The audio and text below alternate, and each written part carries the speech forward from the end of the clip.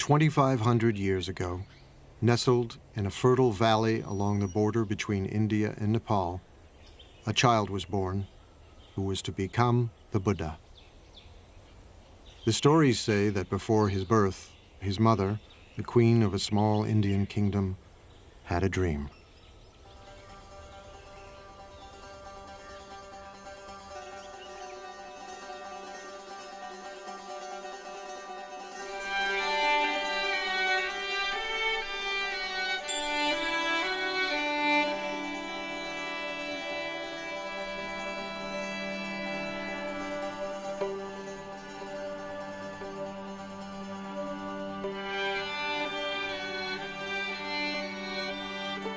A beautiful white elephant offered the queen a lotus flower and then entered the side of her body.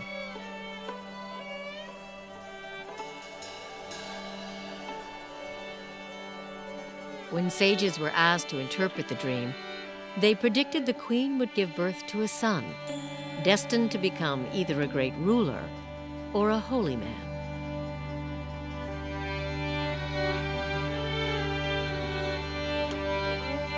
One day, they said, he would either conquer the world or become an enlightened being, the Buddha.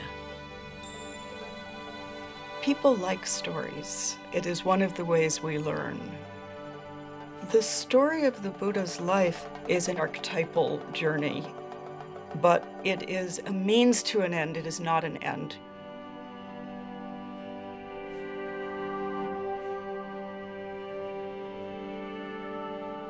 Within 10 months, as a tree lowered a branch to support her, a baby boy was born, emerging from her side. 7 days later, the queen died.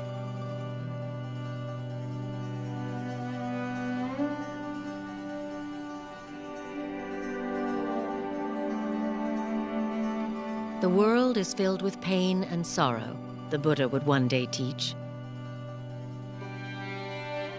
But I have found a serenity, he told his followers, that you can find too.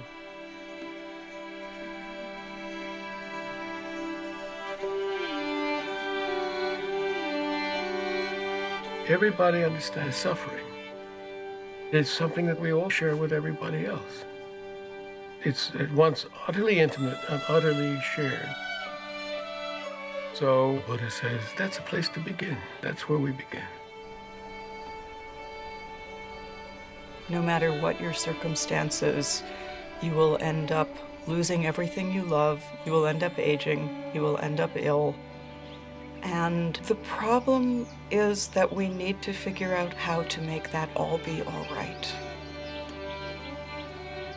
What he actually said was that life is blissful. There's joy everywhere, only we're closed off to it. His teachings were actually about opening up the joyful or blissful nature of reality. But the bliss and the joy is in the transitoriness. Do you see this glass? I love this glass. It holds the water admirably. When I tap it, it has a lovely ring. When the sun shines on it, it reflects the light beautifully. But when the wind blows and the glass falls off the shelf and breaks, or if my elbow hits it and it falls to the ground, I say, of course. But when I know that the glass is already broken, every minute with it is precious.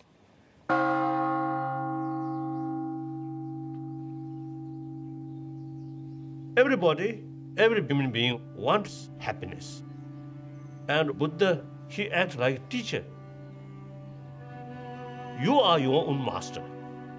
Future, everything depends on your own shoulder. Buddha's responsibility is just to show the path. That's all. The Buddha can shine out from the eyes of anybody. Inside the buffeting of an ordinary human life, at any moment what the Buddha found, we can find.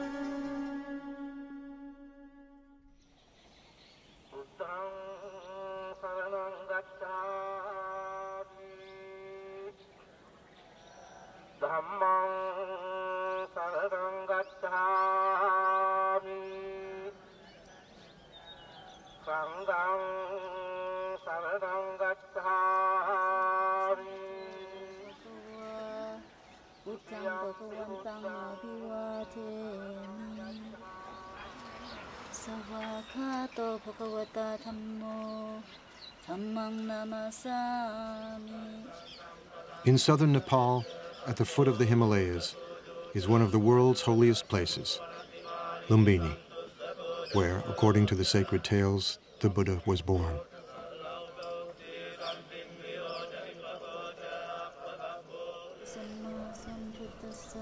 Today, Buddhist pilgrims from all over the world make their way here to be in the presence of the sage whose life story is inseparable from centuries of anecdotes and legends.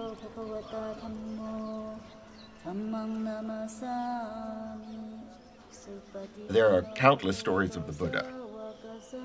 Each tradition, each culture, each time period has their own stories.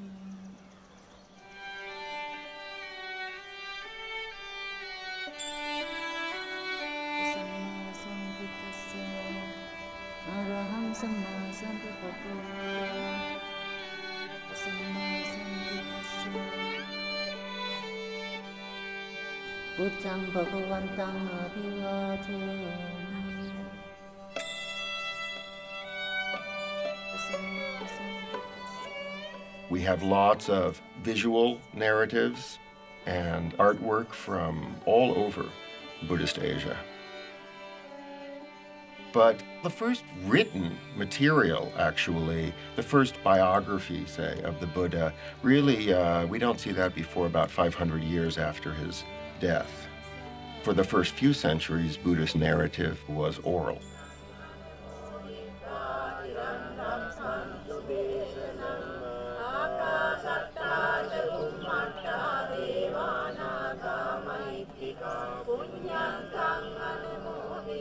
Historically, it is based on something certainly that happened. There must have been someone who corresponded with Gautama Buddha, who we don't know.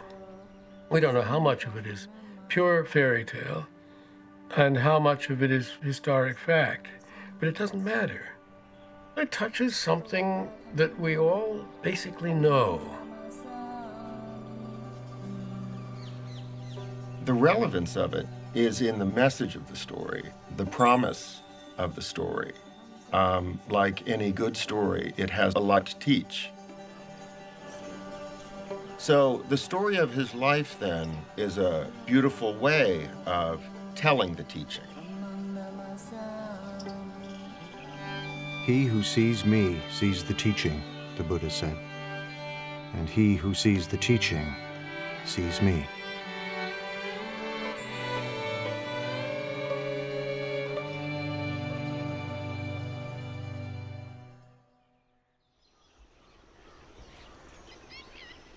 Born some 500 years before the birth of Jesus, the Buddha would grow to manhood in a town vanished long ago. For nearly 3 decades, he would see nothing of the world beyond.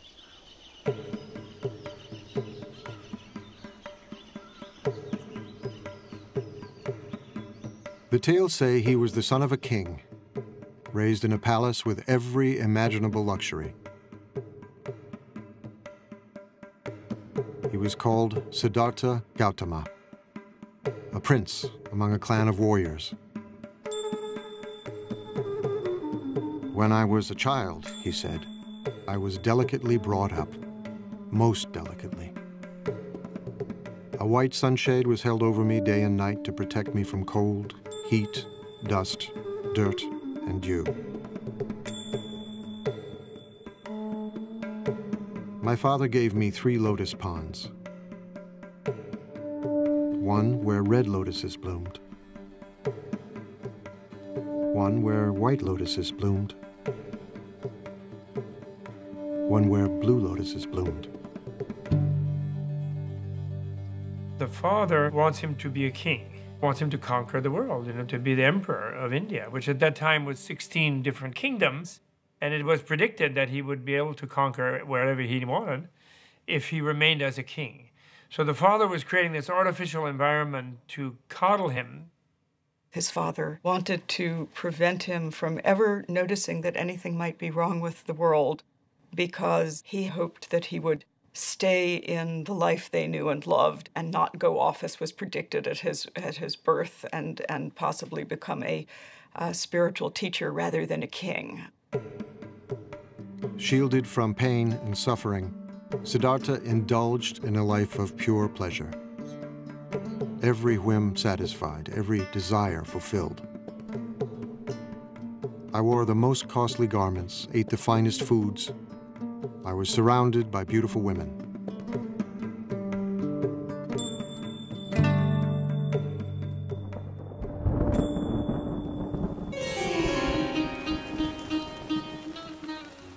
During the rainy season, I stayed in my palace, where I was entertained by musicians and dancing girls. I never even thought of leaving.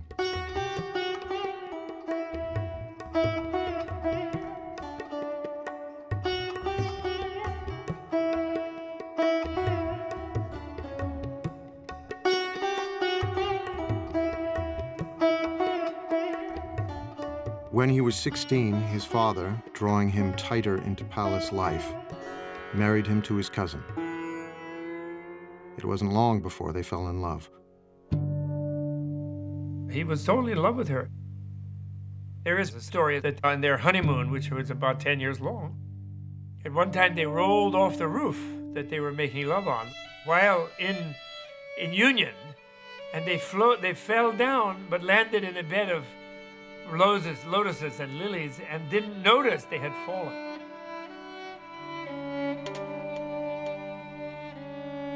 And so, the stories say, he indulged himself for 29 years, until the shimmering bubble of pleasure burst.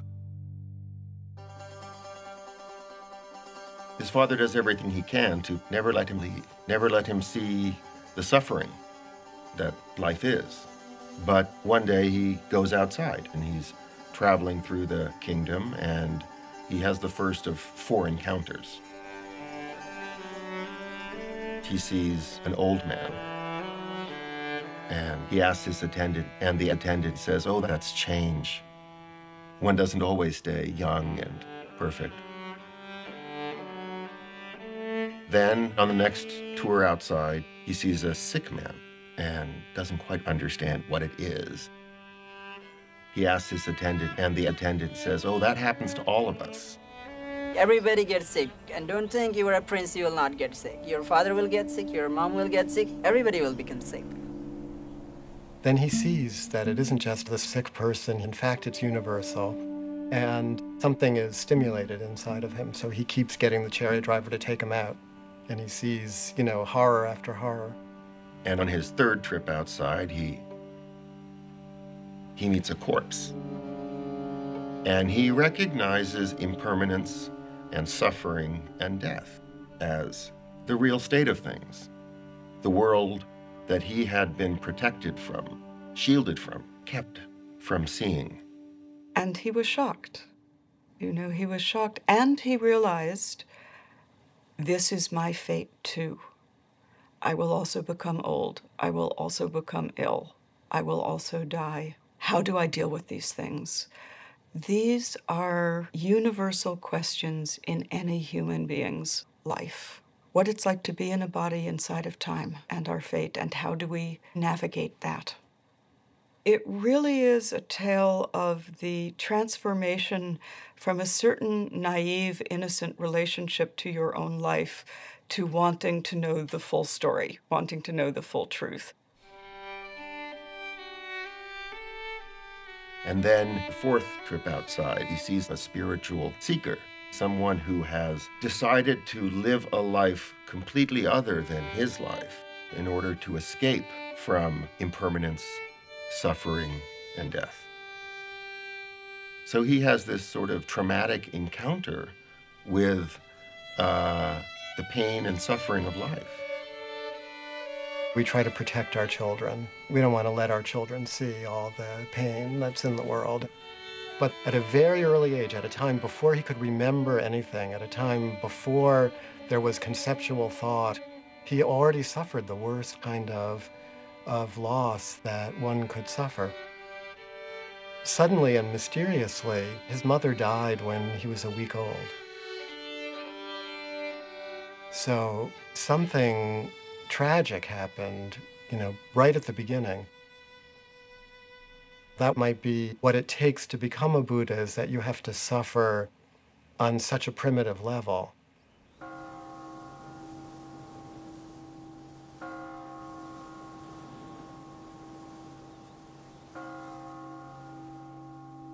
"29 years old, profoundly troubled, Siddhartha was determined to comprehend the nature of suffering. He resolved to leave the palace. His wife had just given birth to a baby boy. Siddhartha called him Rahula, fetter. He names his son Fetter. He names his son Ball and Chain. This is the fetter that will keep me tethered to this life. This is what will keep me imprisoned.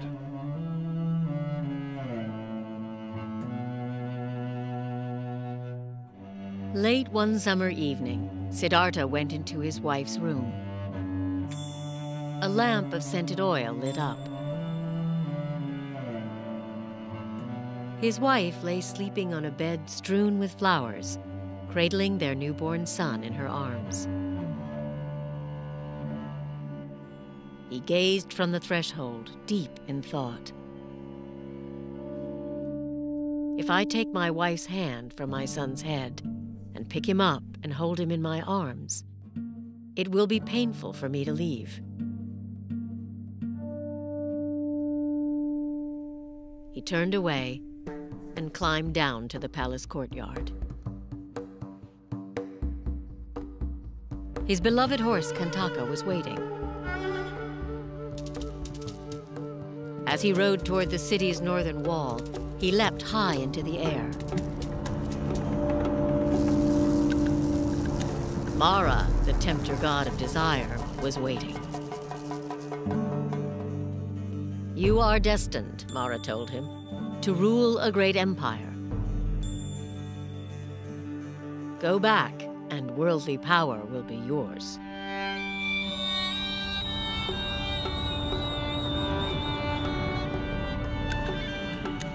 Siddhartha refused.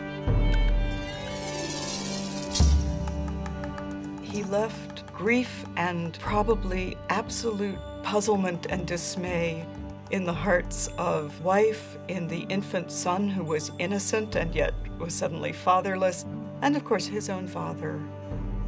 But there is no knowledge won without sacrifice.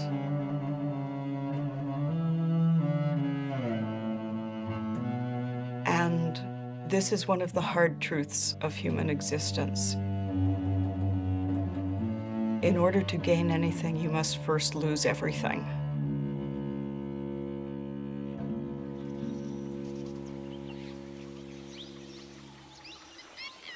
Siddhartha was alone in the world for the first time. On the bank of a nearby river, he drew his sword. Although my father and stepmother were grieving with tears on their faces, he said, I cut off my hair, I put on the yellow robes and went forth from home into homelessness. I had been wounded by the enjoyment of the world, and I had come out longing to obtain peace.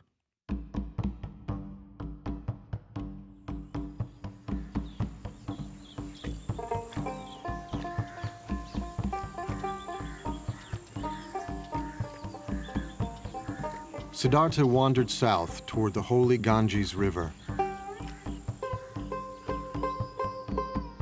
Once a great prince, now he became a beggar, surviving on the charity of strangers. He slept on the cold ground in the dark forests of banyan, teak, and sal that covered the northeastern plain, frightening places where wild animals roamed and dangerous spirits were said to live. He's going out to see what there is. He's a seeker. He doesn't have a teaching yet. He doesn't have an understanding yet. He doesn't have an insight yet. He doesn't have a solution yet, but he recognizes the problem.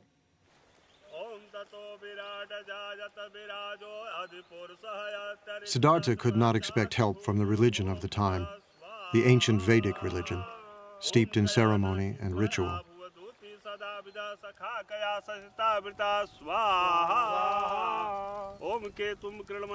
Some of its rituals still live on in ceremonies conducted by Hindu priests who chant Vedic formulas more than 2,500 years old.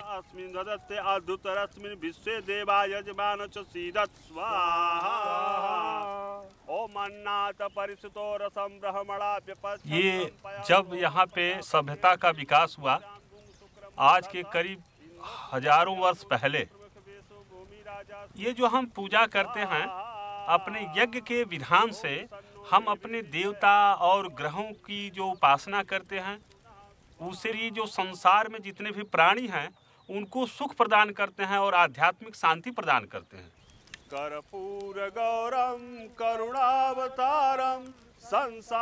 For centuries, the Vedic rituals had commanded respect for the gods and inspired conviction.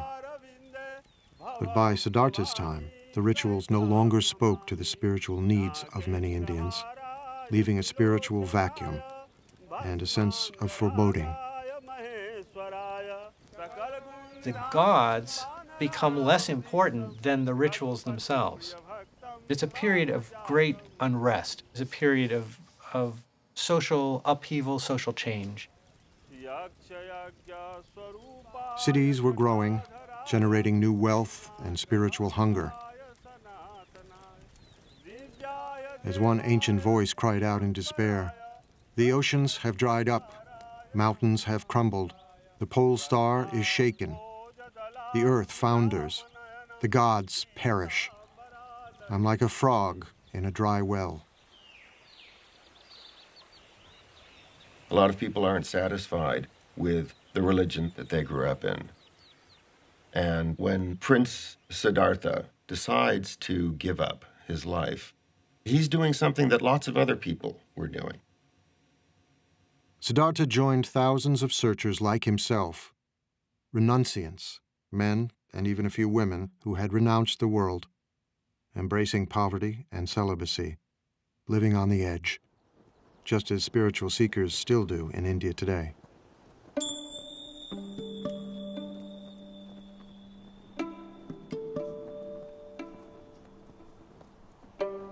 Now, at this time in India, there are lots of renunciants out there. It's a flourishing renunciant tradition. There are many different people who have given everything up and practice austerities and meditate in order to escape from the cycle of death and rebirth. The notion of reincarnation is something that's part of Indian culture, part of Indian civilization, part of Indian religion, that was there long before the Buddha. And it was in a sense, the problem that the Buddha faced. Suffering didn't begin at birth and finish with death. Suffering was endless. Unless it was possible to find a way out, become enlightened, become a Buddha. In his time, there was a sense of death not being final, but of death leading inexorably to rebirth, and of suffering beings bound to the wheel of death and rebirth.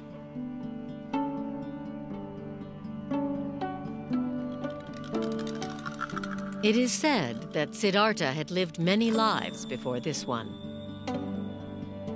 As countless animals,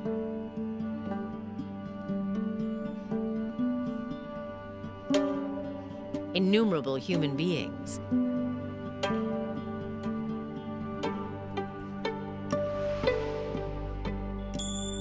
and even gods.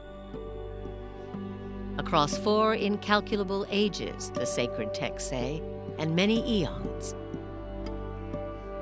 experiencing life in all its different forms.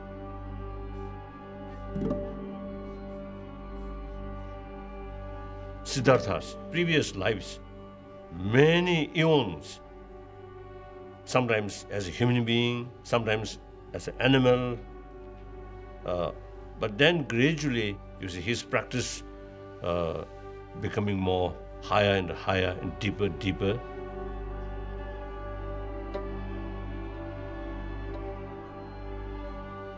The idea is from life to life to progress more and more toward the enlightenment and become wiser and wiser. Some beings will stubbornly insist on their ignorance and their egotism, and they will charge ahead, grabbing and eating what they can in front of themselves and being dissatisfied, but thinking that the next bite will do it. And they will die and be reborn, die and be reborn in infinite times. It could take them, billion lifetimes if they're very stubborn, And becoming a Buddha, becoming enlightened, is the only way of getting out of the continual cycle of death and rebirth. Now, rebirth here isn't the popular notion that, my past life I was Cleopatra floating down the Nile or Napoleon. It's as if every life is going through junior high school again, over and over and over.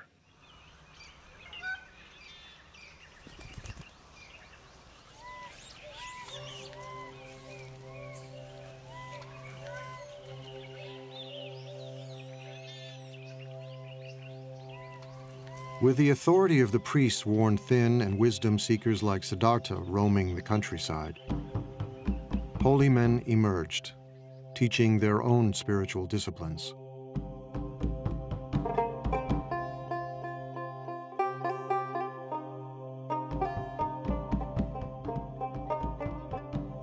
Siddhartha apprenticed himself to one of them, a celebrated guru who taught that true knowledge could never come from ritual practice alone. It was necessary to look within. "You may stay here with me," the guru told him. "A wise person can soon dwell in his teacher's knowledge and experience it directly for himself." Siddhartha set himself to learn the rigorous practices the guru prescribed. The teachers of the time are already teaching forms of yoga and meditation, teaching that the self-reflective capacity of the mind can be put to use to tame the mind, to tame the passions. That was already established in India. And there were probably so many schools of yoga and meditation in those days, just as there are now.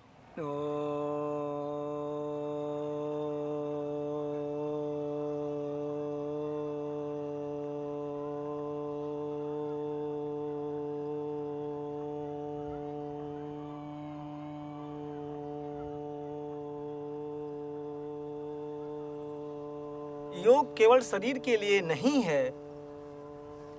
शरीर के लिए तो अपने आप स्वाभाविक रूप से लाभ मिलता ही है। योग का जो मुख्य लक्ष्य है कि हम समाधि को प्राप्त कर जाएं। सर्वे भवन्तु सुखिना तुरंत नहीं आता। सर्वे by the Sadhana.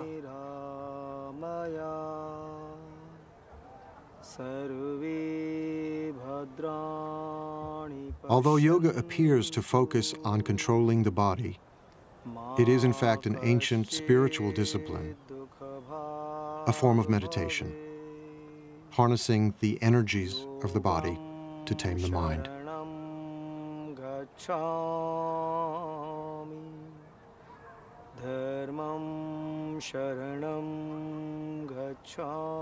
Some yogis learn to sit without moving for hours, breathing more and more slowly until they seem to be barely breathing at all.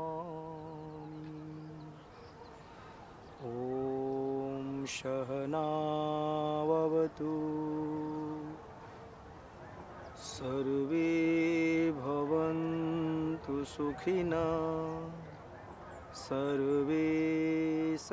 All kinds of trance states are possible through meditation. If you hold the mind, if you concentrate the mind on a single object, be it a word or a candle flame or a sound, it's possible to transport the mind into all kinds of interesting places.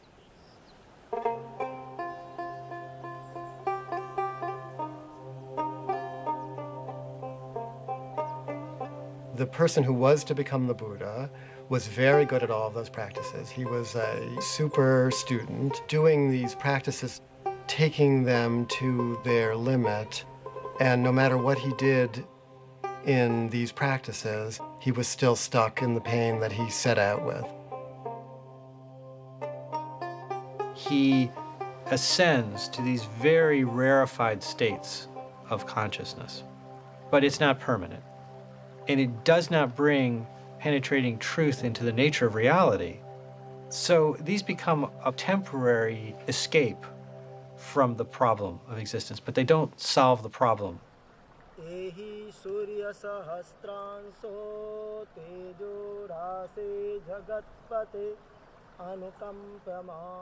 Siddhartha apprenticed himself to another popular guru, but the results were the same. The thought occurred to me, he said later, this practice does not lead to direct knowledge, to deeper awareness. Disenchanted, he left this master too.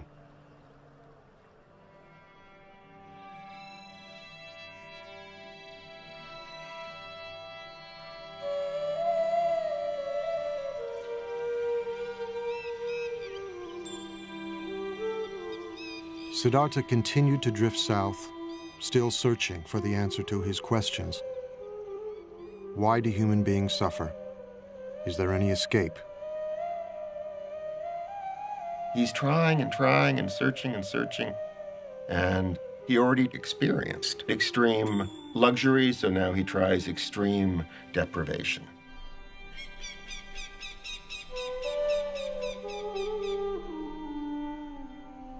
Among the renunciants, asceticism was a common spiritual practice, punishing the body as a way to attain serenity and wisdom.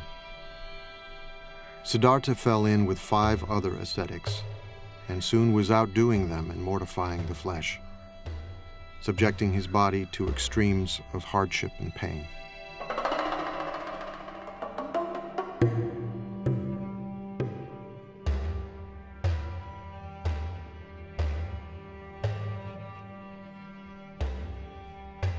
The body represents a fundamental problem.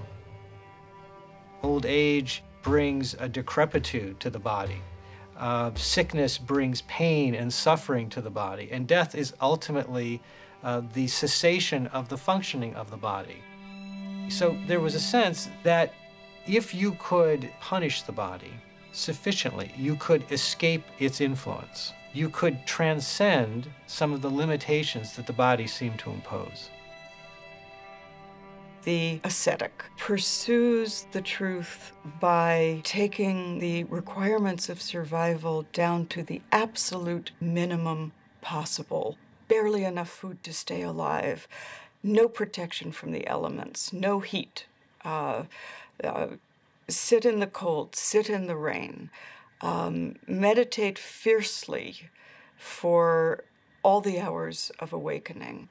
The step of renunciation, of shedding everything, of dying, the feeling that one is dying to one's life as it was, is essential to being reborn as someone who sees.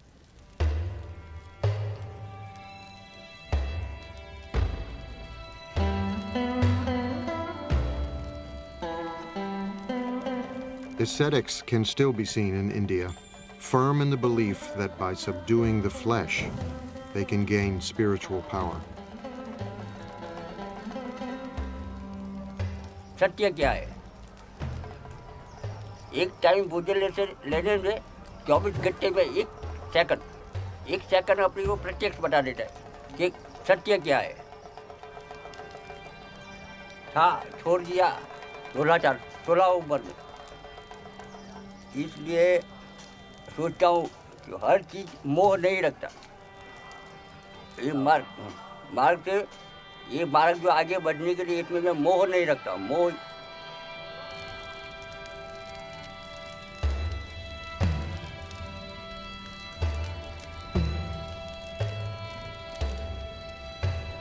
Emaciated, exhausted, Siddhartha punished himself for 6 years, trying to put an end to the cravings that beset him. He tortures himself, trying to destroy anything within himself that he sees as bad. The spiritual traditions of that time said you can be liberated if you eliminate everything that's human, everything that's coarse and vulgar, every bit of anger, every bit of desire. If you wipe that out with force of will, then you can go into some kind of transcendental state. And the Buddha tried all that, and he became, the most anorectic of the anorectic ascetics. He was eating 1 grain of rice per day. He was drinking his own urine. He was standing on 1 foot. He was sleeping on nails. He did it all to the utmost.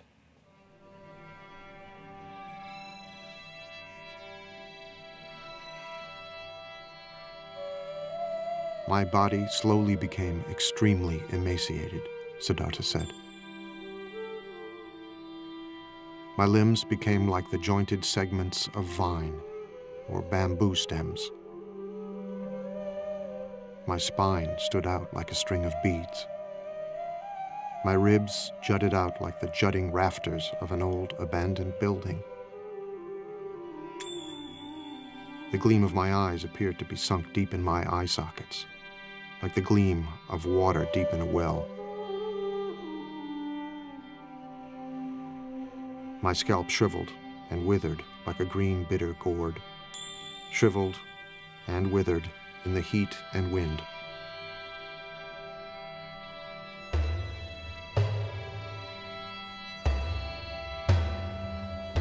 What he was trying to do was pushing his body to the most extreme that he could. But then he realized that from that, he cannot gain what he wants. Trying to torture the body becomes too much. The whole attention is given to the body, nothing else. He surrendered himself completely to the hard training that he was given. And what he discovered, having tried this completely for many years, was that he had not answered his question. It hadn't worked.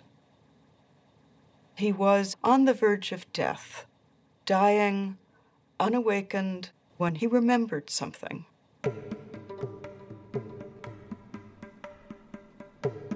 He remembered a day when he was young and sat by the river with his father, and the perfection of the world as it was simply gave itself to him.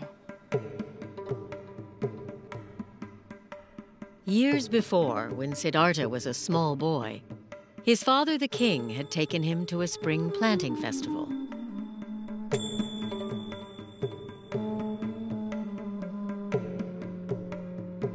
While he watched the ceremonial dancing, he looked down at the grass.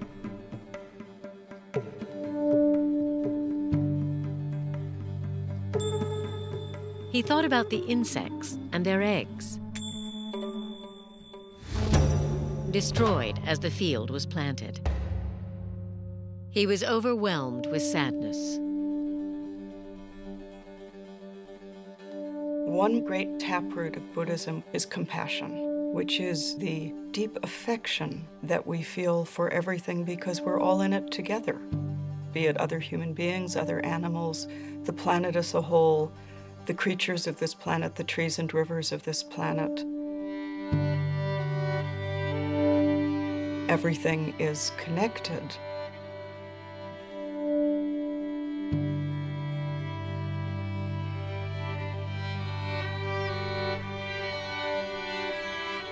It was a beautiful day.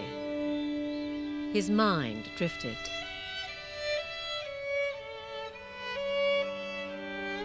As if by instinct, he crossed his legs in the yoga pose of meditation.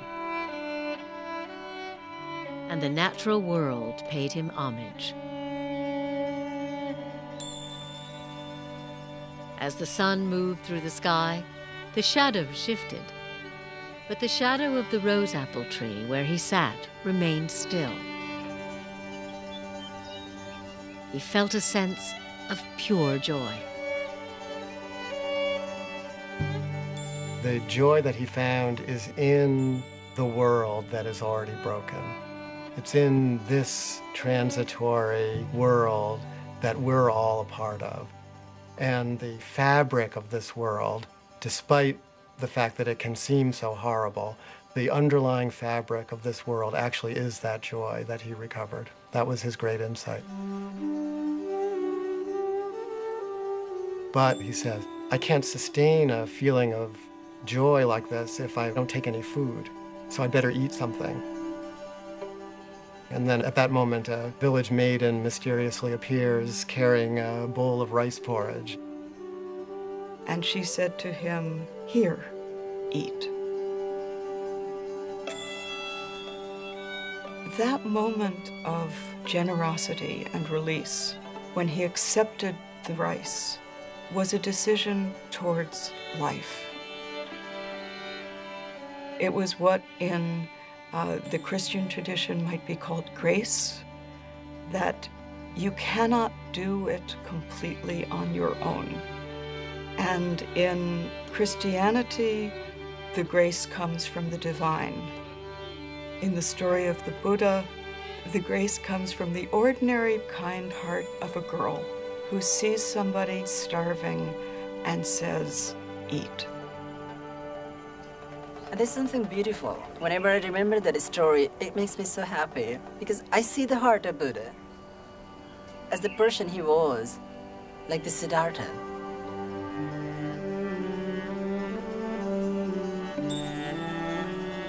This dish was the dish he used to be fed by his stepmother, rice pudding. He was missing that so much. And then he remembered maybe further and further, and he remembered about his wife, about his son, and the deepest emotions that he had suppressed. They overpowered. They came up, and they were still there. He had a feeling of missing. He had a feeling of seeing his son, and a feeling of being near his loved ones. They were so powerful. Oh, this must have soaked his whole entire being. He was actually an utter failure. He had been clinging to the path of asceticism, and when he took the food, what followed was a return of his original question. Life is painful. Life involves change. This is still a problem. The problem didn't disappear.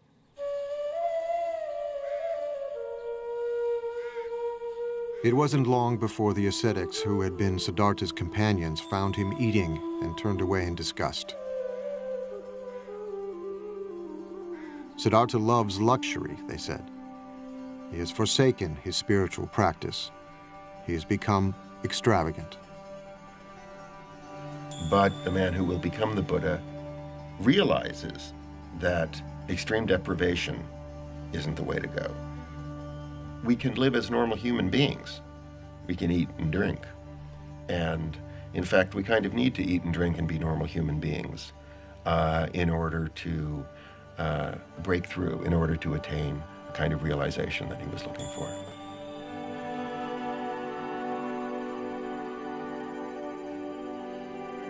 Siddhartha had put his faith in 2 gurus. They hadn't helped him. He had punished his mind and body. That had almost killed him. Now, he knew what he must do. To find the answer to his questions, he would look within and trust himself.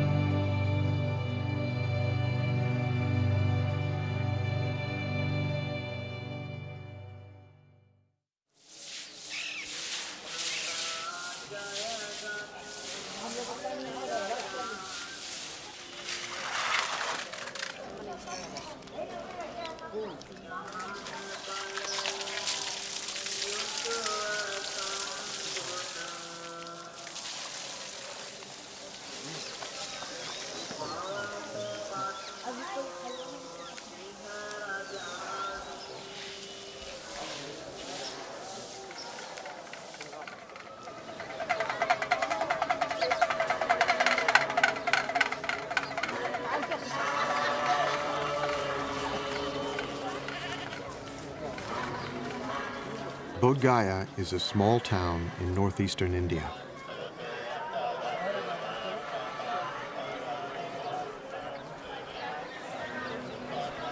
Throngs of pilgrims have come here from all over the world for more than 16 centuries.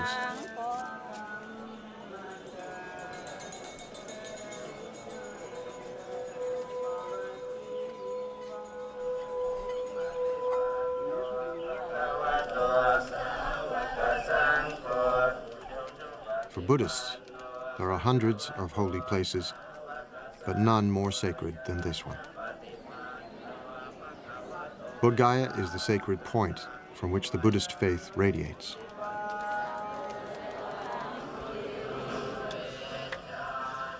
Some pilgrims travel great distances, reciting prayers and prostrating themselves every step of the way.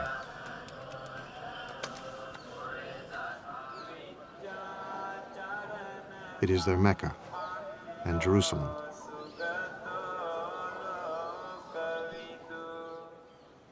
Their Holy of Holies is not the imposing temple beside them, but a simple fig tree, Ficus religiosa, the Bodhi tree. The tree, it is said, is descended from the Buddha's time.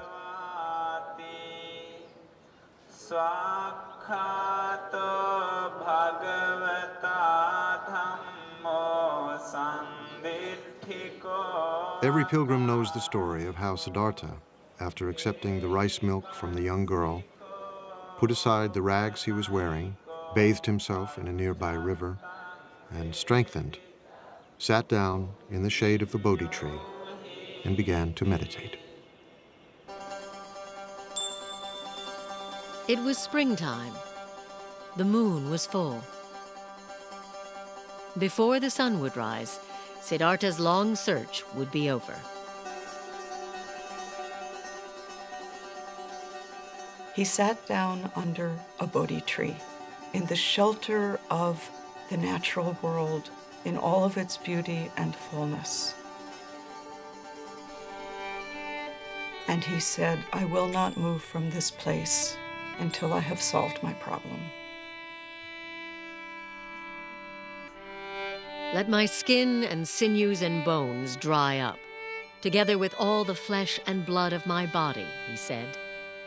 I welcome it. But I will not move from this spot until I have attained the supreme and final wisdom. All at once, Mara, Lord of Desire, rose to challenge him.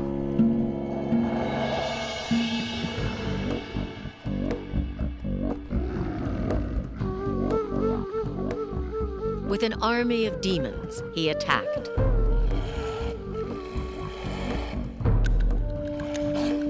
Siddhartha did not move, and their weapons turned into flowers.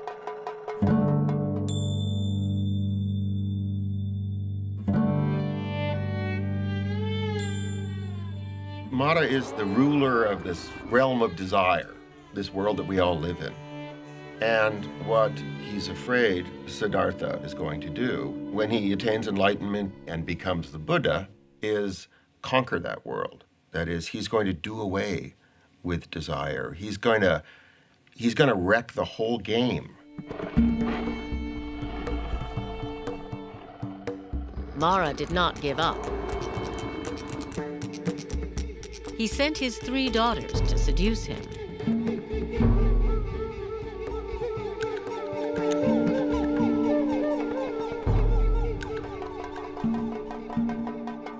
Siddhartha remained still.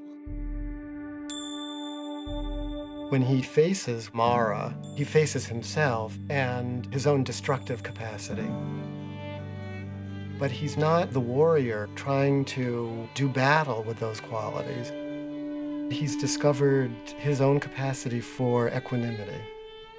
He has become like, the top of the great Himalayan mountains, The weather is passing over him, storms are raging around him, and he sits like the top of the mountain, impassive, not in a trance state, totally aware of everything. So he frustrates Mara. Siddhartha resisted every temptation Mara could devise. The Lord of Desire had one final test.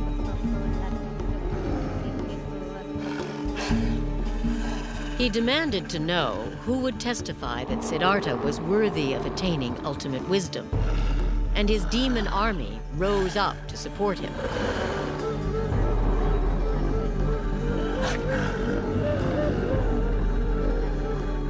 Siddhartha said nothing.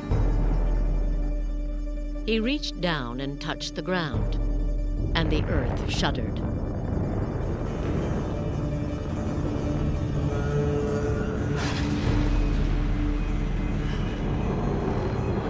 Mara's demons fled.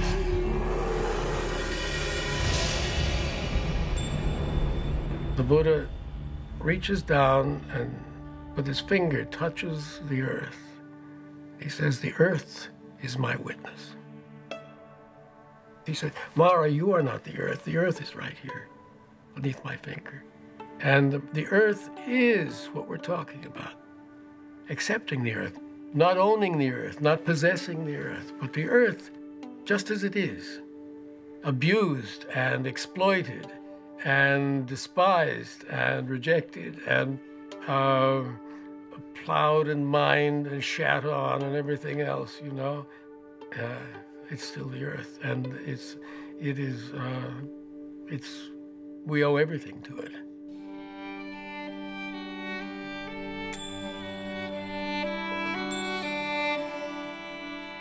Siddhartha meditated throughout the night,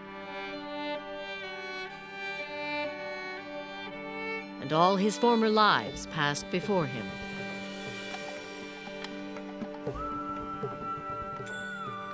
He remembers all his previous lives, infinite numbers of previous lives. Female and male and every other race and every other being in the vast ocean of life forms. And he remembered that all viscerally, so that means his awareness expanded to be all, so that all the moments of the past were completely present to him. He gains the power to see the process of birth, death, and rebirth that all creatures go through. He's given this sort of cosmic vision of the workings of the entire universe.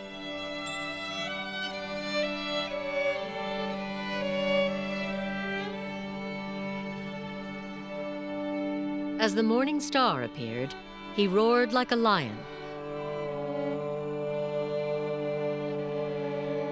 "My mind," he said, "is at peace." The heavens shook, and the Bodhi tree rained down flowers. He had become the awakened one, the Buddha.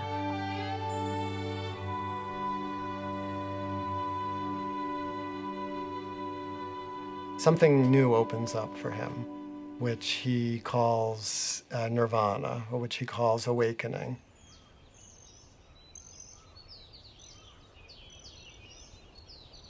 He said, "At this moment, all beings and I awaken together." So it was not just him, it was all the universe. He touched the earth, as earth is my witness. Seeing this morning star, all things and I awaken together. It's not like entering a new state, it's uncovering or surrendering to the reality that has always been there. He realized he'd always been in nirvana, that nirvana was always the case. Your reality itself is nirvana. It's the unreality, it's your ignorance that makes you think you're this self-centered, separate being trying to fight off an overwhelming universe and failing. You are that universe. You're already enlightened. He's saying the capacity for enlightenment, that your awakeness already exists within you.